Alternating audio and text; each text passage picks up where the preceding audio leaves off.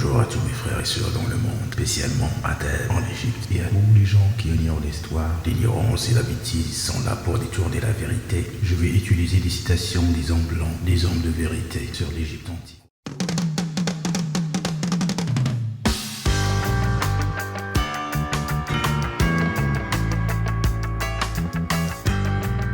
Mais en revenant à l'Égypte, le fait qu'elle rend à l'histoire offre bien des réflexions à la philosophie.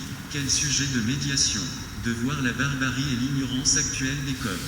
Métis issus des Grecs et des Égyptiens, issus de l'alliance du génie profond des Égyptiens et de l'esprit brillant des Grecs, de penser que cette race d'hommes noirs, aujourd'hui notre esclave est l'objet de nos mépris, et c'est la même à qui nous devons nos arts, nos sciences et jusqu'à l'usage de la parole.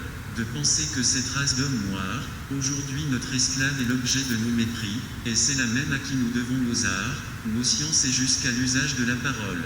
D'imaginer enfin que c'est au milieu des peuples qui se disent les plus amis de la liberté et de l'humanité. Premièrement, le mot Égypte est inspiré d'un temple du nord de l'Égypte antique, du nom de Hikopita, la maison de la sagesse. Et comme les Grecs ne pouvaient pas le prononcer, ils l'avaient prononcé Égyptos. Mais le vrai nom de l'Égypte antique, c'est Kem.